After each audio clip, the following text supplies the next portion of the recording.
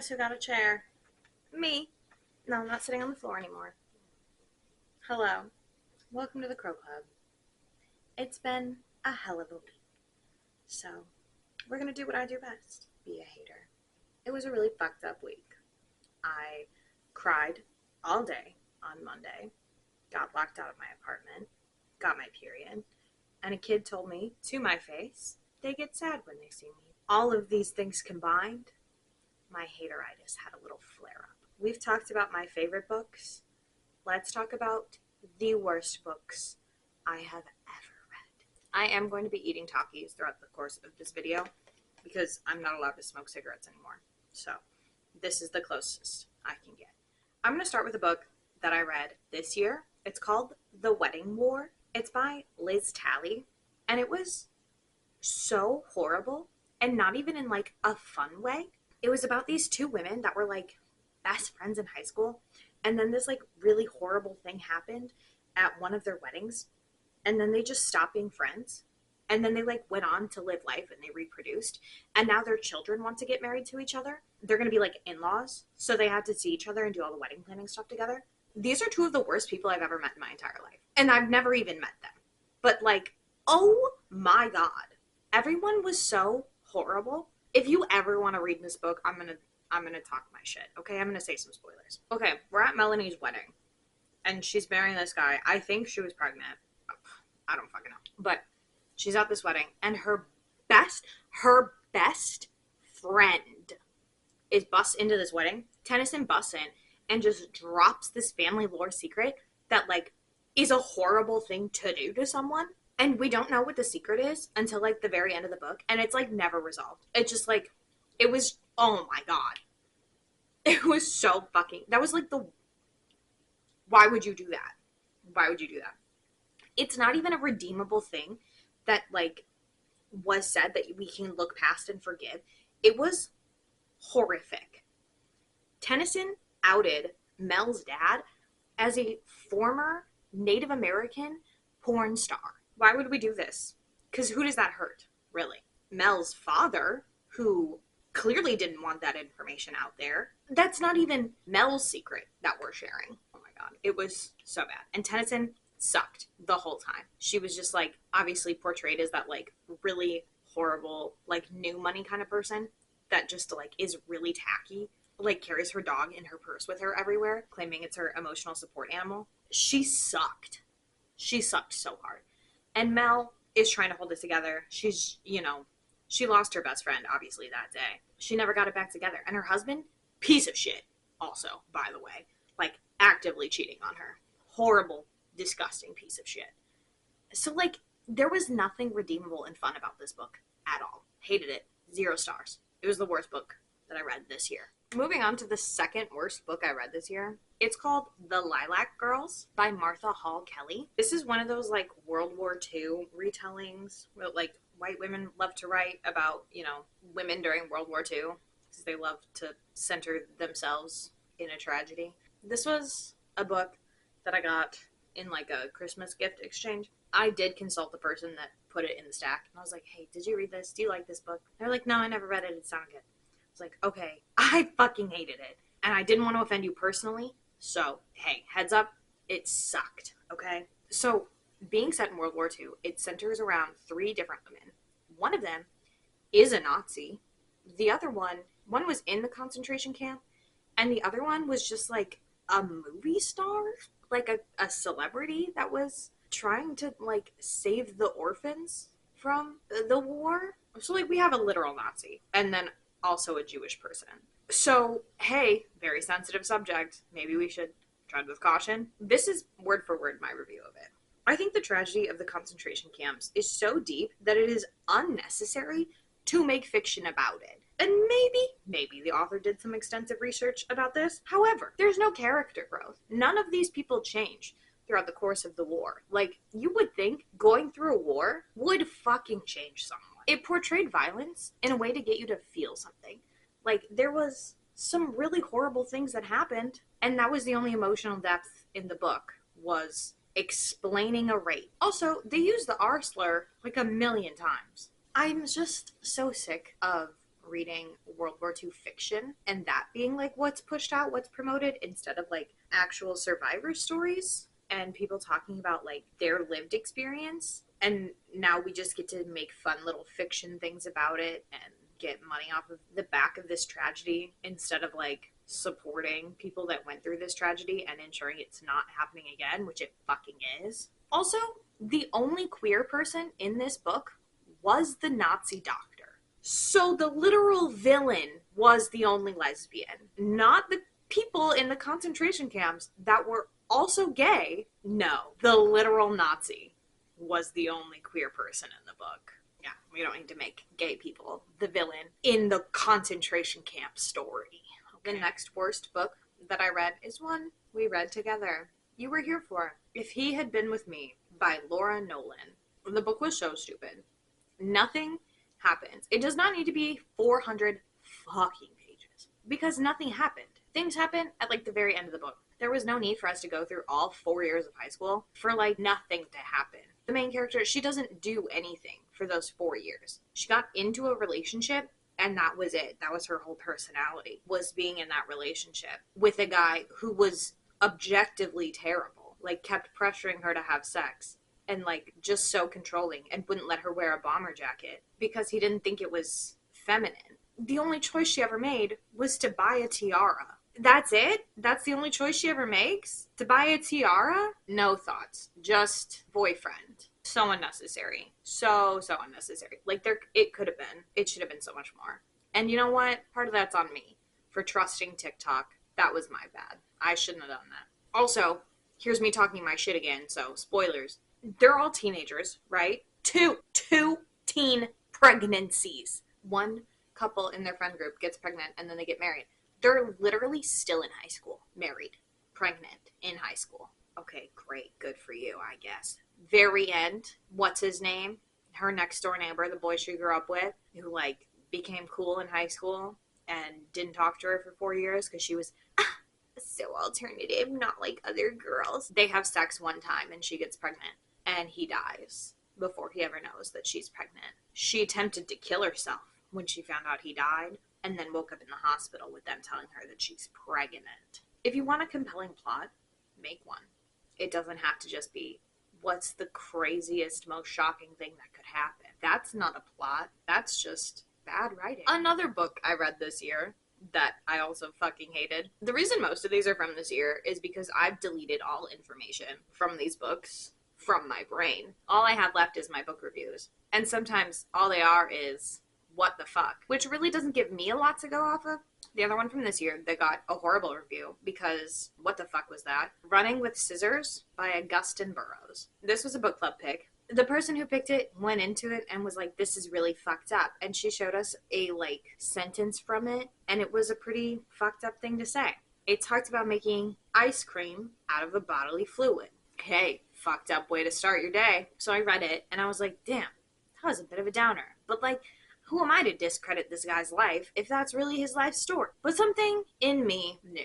My intuition, she is fierce, was like, you should Google this book. Google this book and then the word controversy. Lo and behold, the author was sued by the family he wrote about in this book for defamation. So now we're just telling lies. So now we're lying to me. That's what we're doing. Reading it already, I was like, this feels like trauma porn. This feels like this person is getting off writing about the most fucked up thing that could happen, and now I have to read it with my own 2 eyes. And then I looked up some more things about this author. He'd written 16 memoirs. You know that phrase that's like, if a man loves you, he'd write you a sonnet. But if he's written 16 sonnets, he fucking loves sonnets. This bitch just wanted his bag. Hey, respect, get your bag. But just so you know, because I know, they're not real stories. These are works of fiction. He's legally not allowed to call this a memoir anymore because it's so fabricated from what actually happened. Why are we lying to me? Let's jump back to 2019 before everything really went to shits. I mean, it started going in 16, but this is the year that I read Girl, Wash Your Face. Stop believing the lies about who you are so you can become who you were meant to be, by Rachel Hollis. Hey bitch, it's me again. It is the most pretentious book I've ever read. It has no sense of humility, even though it attempts it with little quirks like, oops, I peed my pants a little bit jumping on a trampoline because I gave birth to children. Aren't I so quirky and just like you? She went on a rant about how shitty her boyfriend was to her, and then she married him. She hated her body that she paid a private trainer to create for her. Being a millennial, she would be remiss not to joke about being the classic wine mom, and then have an entire chapter about her alcohol addiction. She also states that she wanted to adopt a child from a different country so that their parents wouldn't ever try to fight them for custody. Disgusting.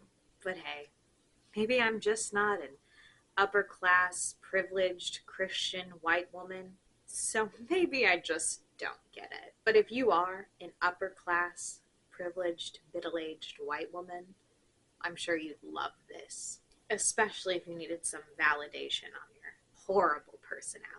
I went through a period of time of just buying books at Goodwill that I thought looked interesting, and that was my folly. So that's how we got to A Girl's Guide to Homelessness by Brianna Cart. I'm not really one to dog on memoirs, but evidently here we are. Because how are you so stupid? How are you alive? Listen, before you come for me, I don't think she's stupid because she ended up homeless. It can happen to literally any of us. I think she's stupid for falling in love with a man who lives in Ireland and then spending all of her money on a plane ticket to go see him, only to find out that she was his side piece, and now she's fucking stranded in Ireland. What the fuck?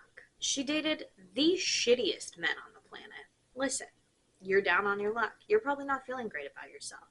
But also, like, I do imagine you have one brain cell left. You do have a job, so something's gotta be firing up there. And you're dating the shittiest men on the planet, and you're worried about your dog until about halfway through the book, where your dog is literally never mentioned again. Hey girl, what the fuck happened to your dog?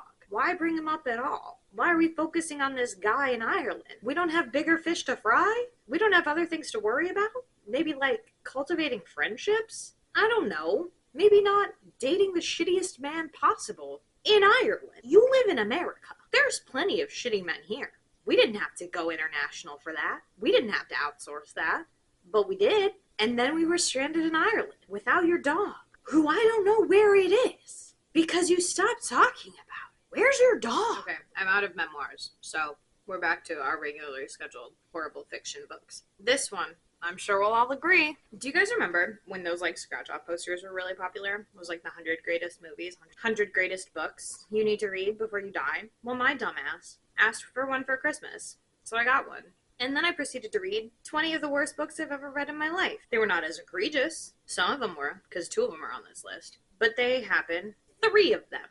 I hated the last book so much I forgot it was part of the list. Of the 100 that were on the list, I read maybe 20. Yeah, and I hated them. Let's talk about Neil Gaiman. Hey bitch, what's up, you piece of shit? Neil Gaiman wrote many books, one of which was called American Gods. Why he was possessed to write this? I don't know. He was pretty busy doing some other pretty terrible shit in the midst of all of it. So, a shitty man writes shitty books. This book is about a man named Shadow, who is the most boring main character you could probably ever have. The bitch from If He Had Been With Me was more interesting, because at least she bought a crown. Shadow? Nothing. He is a shadow of a man. Neil took that quite literally, because he didn't have anything interesting to say about him, I guess.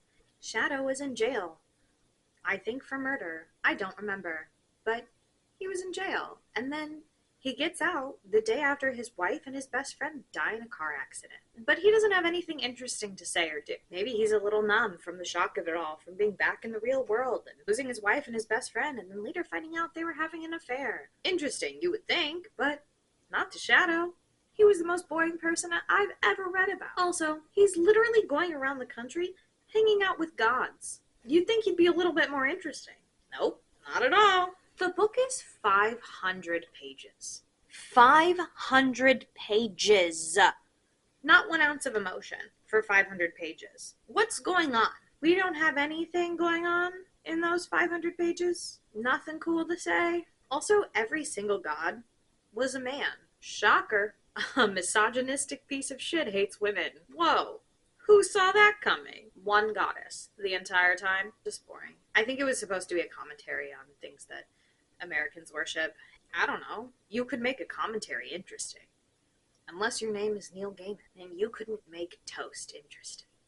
Another book on that list, The Girl with the Dragon Tattoo by Steg Larsson. This book was translated. Hey, maybe some things got lost in translation. Maybe it's just a shitty book. The original title was Men Who Hate Women, which makes way more fucking sense than The Girl with the Dragon Tattoo. Because guess what? Spoiler, she's not the main character. It's not about her. She's like there, but she's not even the main character. It is quite literally about the men who hate women. Her entire character is just there to be degraded and abused, vetted, and then to fix everyone else's problems. Because that's all women are good for. Again, it was supposed to be a commentary on misogyny. I think we fucking know what misogyny looks like. I don't really think we need a commentary on it. We live it every fucking day. And the men who need the commentary, they're not going to open their fucking eyes, their crusty little eyes wide enough to see that. Maybe just consider women are people. My Hermarsha, my fatal flaw, I'm not a DNFer. I don't DNF books. Because if I'm going to be a hater, I need to be informed. If I was a DNFer, if I did love myself enough to stop reading books I don't like, I would have DNF'd this book immediately. And then again, halfway through. And then again, 40 pages from the end. And then again, during the afterword, which I did, because I don't believe in afterwards. This is the story of Saint Dymphna, whom, if you're not chronically Catholic like I was, she's the patron saint of mental illnesses. She had a really fucked up life. At 15, she was murdered by her own father, who had incestuous feelings for her after her mother died. This one was called The King's Prey by Susan Peake. And I sure hope to God Susan didn't peak with this book. Because what the fuck was that? Sure, Dymphna's a teenager. You know, if I was a teenager fleeing my incestuous father, I would maybe not be so worried about what my hair looks like. But Dymphna was. Well, at least according to Susan. Dymphna spent all of her days gathering the wrong kind of firewood, worrying about how ugly her clothes are, and wanting to wash her hair. To top it all off, the dog dies. You're telling me you wrote one of the worst books I've ever read about a saint who had such a horrible life, and the dog doesn't even get to live? The dog dies because of a miscommunication? Susan, you better hope I never find you. Let's talk about the worst book I've ever read in my entire godforsaken life. Lolita by Vladimir Nabokov. Hey bud, what the fuck? When I read this, I searched every corner of the internet looking for a little validation about this being the worst book I've ever read in my entire life. I was met with people talking about how beautifully written it is, how you're like kind of rooting for him because like it's written so well. You're like kind of hoping for Humbert to rape this little girl. You're like kind of rooting for it. It's kind of weird, but like it's written so beautiful. No, the fuck it's not. I tried so hard to understand what was the point of this book. Was it a horror novel? Was it satire? Was it a metaphor? Was it creative nonfiction? Was it just a shitty book? Or a pathetic excuse for old men to validate their absolutely repulsive attraction to little girls? I would say, especially in today's climate, maybe we shouldn't have something like this going out into the world. So Humbert, our main character, he's so sad. He had a really hard life. When he was like 13, his childhood best friend died before he could have sex with her. And he just never got over that. He's been on a lifelong journey sexualizing children instead of going to therapy because he never got over his trauma. He knew a child's measurements down to her thigh girth and her neck circumference. When this little girl's mother realizes that he's a pedophile, She goes out and tries to wave down the police, and she gets hit by a car and she dies. So Humbert kidnaps the 12-year-old girl and just kind of adopts her.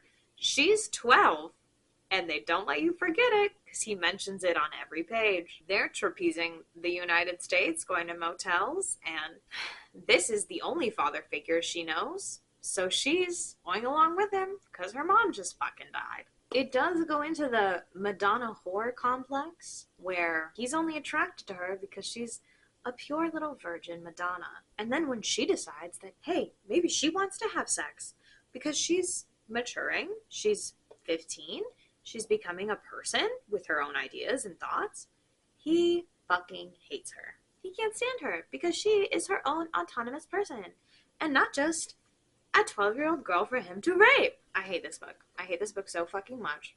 I want to wipe it from my memory. If I could, I would, but I can't. So here we are. Here's me ranting about it on the internet because I fucking hated this book. And if you're going to come in here and tell me that I don't fucking get it, I don't care. It's a book about an adult man wanting to have sex with a 12-year-old. I don't care if it's a metaphor. I don't care if it's creative nonfiction. I don't care if it's a commentary. I don't care if it's satire. It's fucking creepy.